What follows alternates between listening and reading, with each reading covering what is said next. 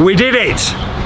This is the story about how the DESSC community built a school in Nepal.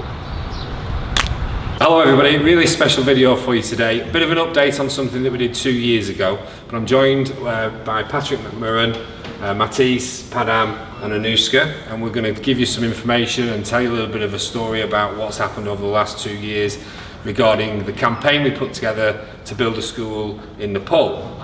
So Patrick, do you want to start off by taking us back to 2 years ago and explain to us what we did, what it was about, how this came about really? So we were approached by a Dubai English-speaking school to do a collaboration of a charity event run by Dubai Cares called Adopt a School, and it was an opportunity for us to raise funds to build a 3-classroom school in Nepal. And so we set about trying to raise the money. We did all sorts of crazy things, from walking into the desert to bake sales and dress down days, which gave us an opportunity then to raise this money so we could give it to Dubai Cares to then go and build this school and make a big difference in Nepal. And delighted to say that the story now has come full circle. The school has been built, and we're really now beginning to see the difference that we've made in terms of the DESSC community drawing people together, contributing to a really meaningful cause, and it's really lovely to see the culmination of this journey. So, of course, one of the things we really wanted to make sure we did was we made it personal, and so we had a choice of actually going to Senegal, Palestine or Nepal. And of course we have quite a few Nepalese people who are associated with DESSC, and of course Padam is one of those people. And so Padam effectively became the face and gave a real tangible idea of this initiative and the impact it would have. Padam, how did you feel about us building a school in Nepal? Yeah, I'm very happy. So I'm very good felt. You were very proud that we were able to help your country? Yeah. I'm very proud. Very good. And you made a song 2 years ago. Yeah. What was that song called? But my heart. Yes, This good. is very song. Very good. Yeah. Yeah. And that song was about your passion and for Nepal and the fact you love Nepal so much. Yeah, my country. Yeah. My country song. So I can still remember that moment when we launched the campaign. Padam, you were stood there saying this will be excellent for the country and let's hope that we raise the money. What was the next steps? Where did you go from there, Patrick? Well, we were put in a slightly challenging position because, of course, DESSC had already started this process, and they'd done an event called Everybody Runs, Everybody Walks underneath Sanam Yaqub. And so they'd already raised 60,000 dirham. So suddenly the DESSC community and the student body had quite a lot of pressure on them now to try and generate the money and effectively be catching up. And we did a whole range of events right across the school. Anushka, can you tell us a little bit about some of the events we did? Well, for one thing, DESSC loves a challenge, so we were completely ready for this. But this was now one of the most exciting times for DESSC, where we could actually take part in international relations and actually help a country from across the world, but still a very valuable thing. So DESSC took on the challenge, and we actually did a fundraising campaign. We did tons of fundraising campaigns.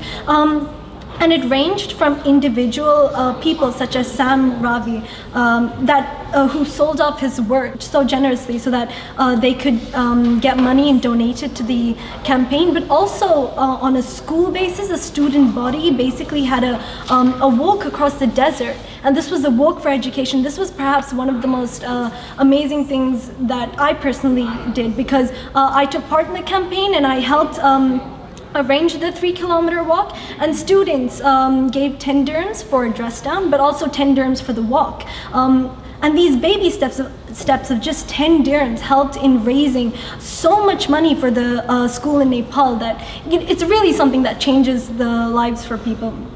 So it was a fascinating thing. So the student body helped, individual people helped, teachers took part, and it was just a community thing where we would help people from across the world, and it was very satisfying.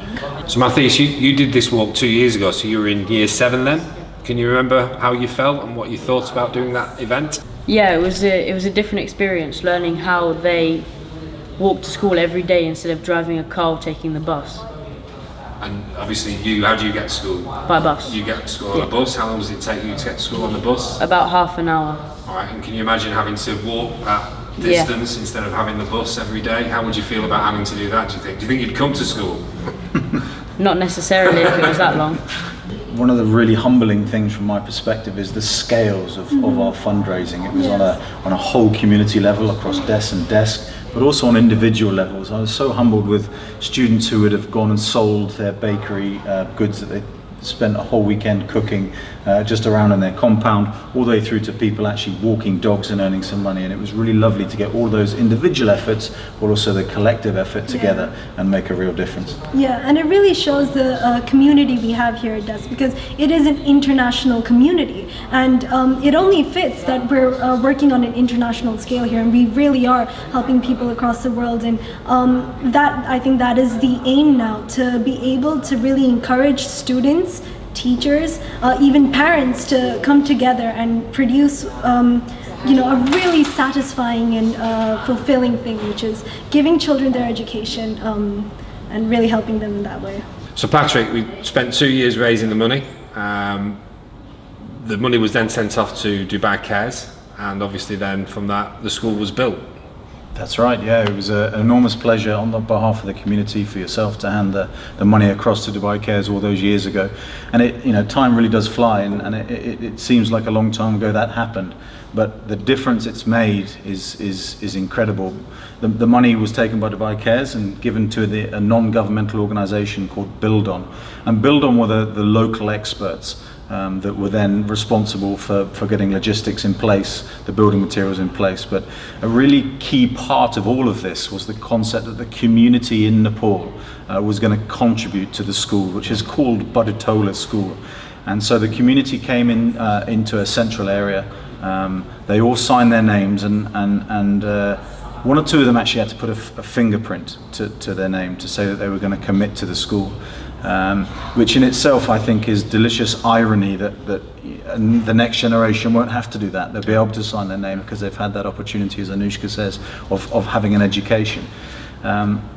So once the community had signed a covenant to say they were going to commit to it and it was going to be a big part of their community, they then went ahead and started to break the ground. And just to give yourself some sort of idea, there was well over 1,000 community days of labour donated by the community to the building of this school. So although NGO Build On were responsible for the actual technical side of it and logistics side of it, as I mentioned, the community actually built the school, and I think that was a really important part of what Dubai Cares and Build On do, is it's the community taking ownership of it, and that's proved to be very successful. And do you know how long it took to build the school? Yeah, it was an interesting process, and by Dubai standards, in its infancy, a little bit frustrating, because we were expecting to see results straight away, but then you stop and reflect on the fact that it's a rural community, and even to get it's kilometers off a road, even to get them building materials there was a big task. That, coupled with the fact that of course there's a monsoon season in this part of the world that shuts areas down for great periods of time. So to actually get the school from the moment we handed the check to it actually being finished was, I think, about 14 months, which by Dubai standards seems a little bit long. But by our standards of it and seeing what it's produced now, we were happy to be patient. That was an important part of the process for us. What does the school look like now that it's finished? Matthias, we've had a look at the school in geography lessons. Can you just describe what it looks like? Well, it's a large building that's 1 story tall, and it has 3 classrooms, and it's very colourful, for which kids would enjoy. So Patrick, what next? We've raised the money, the campaign is finished, the school's been built. Where do we go from here? Well, I think we're in a really, really unique position as an educational institution where we can support this beyond just the build in terms of giving our money. The teaching and learning department could certainly contribute in terms of making sure that we're going across there and doing some professional development. There are 11 teachers on site, and they're teaching from students from 6 to 14, so quite a broad age range. We're keen to obviously get DESSC involved in that as well, in terms of going across to the school and doing some professional development. And from here now, we're going to do an initial trip, a bit of a recce, to go out there, take a very small group of teachers and students, just to get a feel for the place. And then, to be honest, from there it's just a long-term support, from resources to school uniforms, and even so far as perhaps taking DV trips out there and actually doing community service out in Nepal itself. So exciting times, and I really do feel one part of the journey is done in terms of the fundraising. The next bit is now finished in terms of the actual build, and now we take to the next level, which is the support level. Okay. So Anushka, how would you feel if you had the opportunity to go out there and visit the school? That is the most exciting thing ever. I really look forward to that because on one level, yes, we built the school, but on another, you actually get to see the children and their smiles and just how excited they are, and the opportunity to give them the same education that we get here. Which would be fantastic, and I'm sure every student in DESSC is looking forward to going out there and helping those children, and I'm sure that you know, that school will come out as good and amazing as the school is. So Padam, what difference will this school have made in Nepal? Children is happy, and then earn money, and then all our people is happiness, good, very good, bright future. Bright future. Yeah. Thank you, Padam. Welcome. So I just wanted to thank everybody. I want to thank Patrick for all of your efforts and coordinating everything. Obviously with our colleagues at DESSC, and I know Sanam, who you mentioned, was a big part of this. Padam for being the face of the campaign and for recording the song that you did. To Mattis and to Anushka, who obviously represent all of the students and the student body who've been involved in raising the funds, and to the entire DESSC community, without which we wouldn't have been able to have completed this project, over 151,000 dirhams, to build a school in Nepal that has now been built and is functioning, and like Patrick has said, we're now looking forward to that next step of supporting the school in many different ways.